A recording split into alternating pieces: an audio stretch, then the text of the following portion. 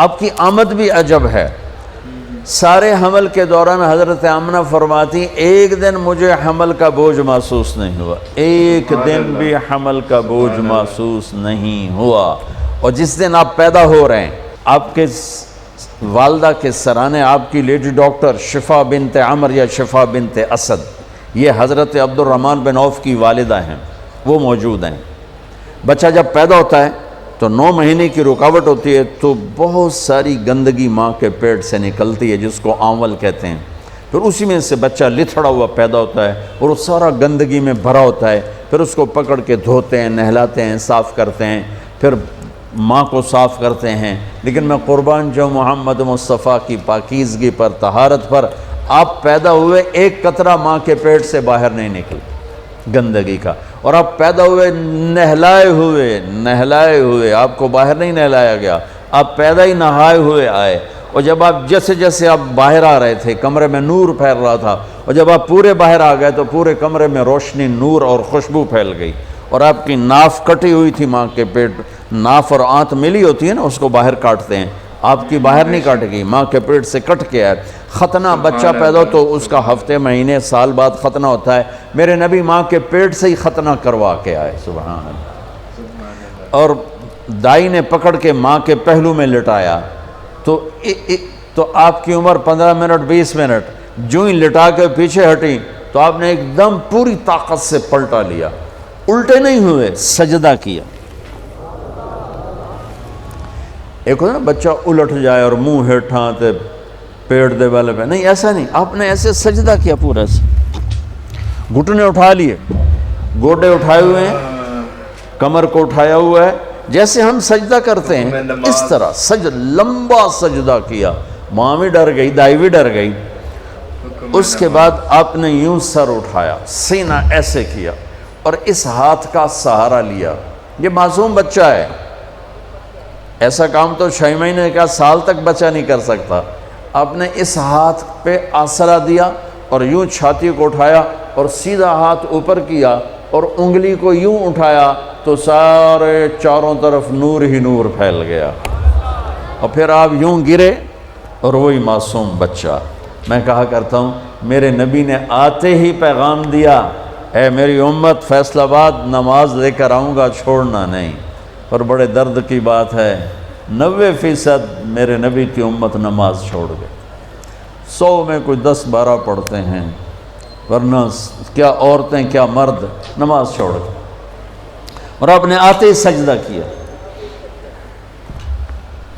تو ماں نے اٹھا کے گود میں لے لیا۔ بھئی کی چکر ہے، ڈر بھی ہے تھوڑا اور حیرت بھی ہے کہ یہ کیا ہو رہا ہے۔ گود میں لے لیا، گود میں لیا تو ایک دم گھر کی چھت پھٹی اور ایک بادل اندر آ گیا۔ بادل کیا تھا؟ یہ جو ہماری سردیوں میں دھند ہوتی ہے نا، 2 فٹ تے نظر نہیں مطلب کیش ہے، اس کو عربی میں غمام کہتے ہیں، جسے ہم یہاں فوگ کہتے ہیں، فوگ یا دھند یا کوہر۔ تو وہ پورے کمرے میں پھیل گئی اور میرے نبی نظر نہیں آ رہے، ماں کی گود میں نظر نہیں آ رہے، اور دھند میں سے آواز آئی۔ کیا آواز آئی؟ طوفوا بہ مشارق الارض و مغاربہا، اس بچے کو مشرق، مغرب، شمال، جنوب میں پھرا دو، لیعرفوا باسمہ و نعتہ و صورتہ، اور ساری دنیا کو اس کی پہچان کرا دو اور بتا دو، ان کے پیچھے جو چلے گا وہ کامیاب ہوگا، باقی سب ناکام ہو جائیں گے۔ سبحان اللہ۔ وہاں نسب نہیں چلتا، وہاں غلامی رسول چلتی ہے۔ ابو لہب کوئی نسب میں کمی ہے؟ قریشی، عرب، ہاشمی، چاچا۔ اللہ نے کہا تبت جدا ابی لہب و تب، بلال حبشی، ابن حبشی، غلام ابن غلام، اور میرے نبی نے فرمایا بلال میں میدان محشر میں چلوں گا براق پر اور دنیا چلے گی پیدل، اور بلال میرے آگے سرخ اونٹنی پہ سوار ہو کے چلے گا۔ اور جب میدان حشر میں پہنچیں گے تو بلال اونٹنی پہ کھڑے ہو کے اذان دے گا۔ جب میں جنت میں جاؤں گا تو میری اونٹنی کی رسی بلال کے ہاتھ میں ہوگی جو پکڑ کے میرے ساتھ چلے گا۔ آواز آئی اس بچے کو مشرق مغرب پھرا دو، دنیا کو بتا دو، فیصل آباد والوں کو بتا دو کہ ان کے پیچھے چلو گے تو کام بنے گا ورنہ نہیں بنے گا۔ فلا وربک لا یؤمنون حتی یحکموک فیما شجر بینہم، اس کے بغیر کام نہیں بنے گا۔ اور سنو آگے کیا خوبصورت کلام آیا، آواز آئی، اسے آدم کے اخلاق دو، اسے شیس کی معرفت دو، اسے نوح کی بہادری دو، اسے ابراہیم کی دوستی دو، اسماعیل کی قربانی دو، اسے صالح کی فصاحت دو، اسے لوط کی حکمت دو، اسے اسحاق کی رضا دو، اسے یعقوب کی بشارت دو، اسے یوسف کا حسن و جمال دو، اسے موسیٰ کا جاہ و جلال دو، اسے دانیال کی محبت دو، اسے الیاس کا وقار دو، اسے ایوب کا دل دو، اسے داؤد کی میٹھی زبان دو، اسے یحییٰ کی پاک دامنی دو، اسے یونس کی اطاعت دو، اسے عیسیٰ کا زہد دو، اور اسے تمام نبیوں کے اخلاق اور تمام نبیوں کا علم اور تمام نبیوں کی صفات جو تقسیم ہوئیں وہ ساری اس بچے کے سینے میں اتار دو۔ جو بچہ آدھے گھنٹے میں 1,24,000 نبیوں کو جو ملا لے لیا ہو اور پھر 63 سال آگے سفر کیا ہو، میں اسے بیان کروں گا یا اور دنیا میں کوئی بیان کرے گا؟ ہماری تو اوقات ہی نہیں، بساط ہی نہیں، ہم کیا بیان کر سکتے ہیں؟ یا خود میرا رب اپنے حبیب کی نعت خوانی کرتا ہے، میری آپ کی کیا حیثیت؟ میرے دیس کا شاعر اتنا ہی بولے گا جتنی اس کی اوقات، کسی بھی دیس کا شاعر اتنا ہی بولے گا جتنی اس کی اوقات ہے۔ میرا رب کیسے قرآن میں اپنے نبی کو بیان کرتا، قد جاءکم من اللہ نور و کتاب مبین یا ایہا النبی انا ارسلناک شاہدا ومبشرا ونذیرا وداعیا الی اللہ باذنہ وسراجا منیرا۔ یہ میرا رب اپنے نبی کی نعت خوانی کر رہا ہے۔ یا ایہا المزمل قم اللیل الا قلیلا نصفہ او انقص منہ قلیلا او زد علیہ ورتل القرآن ترتیلا۔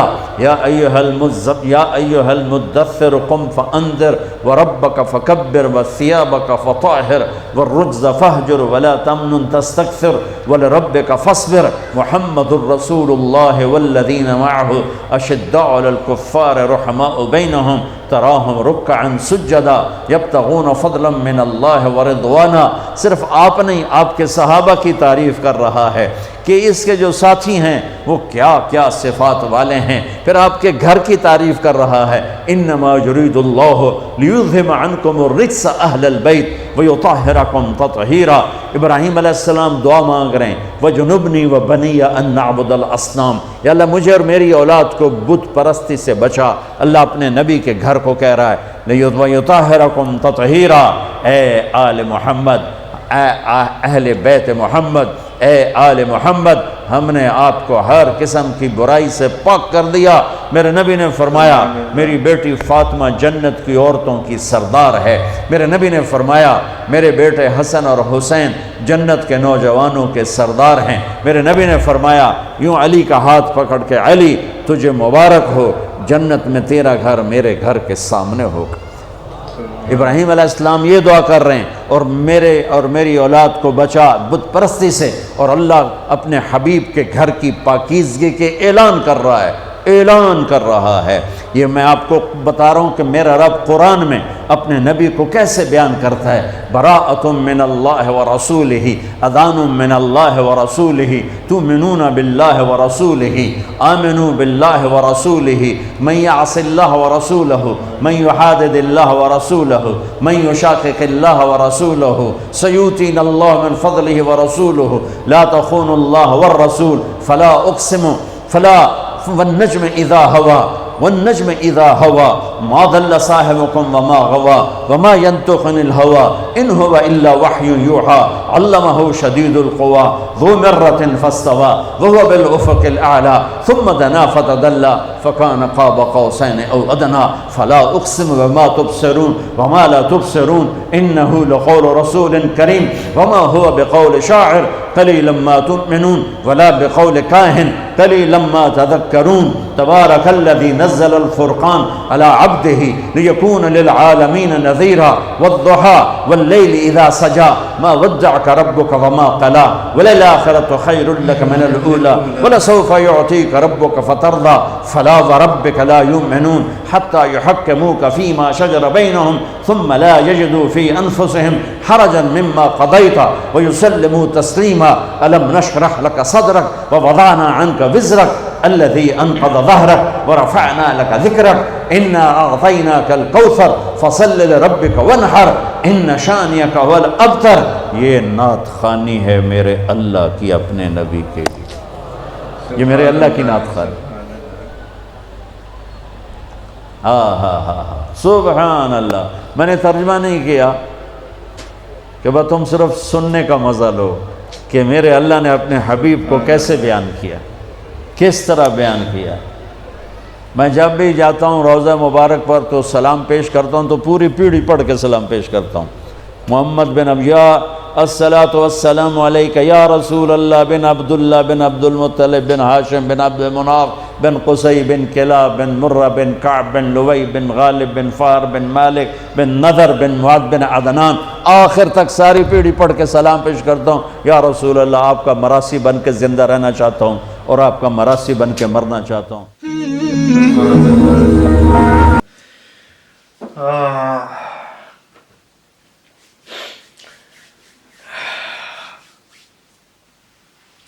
حضور پاک صلی اللہ علیہ وسلم کے پیدائش کا قصہ.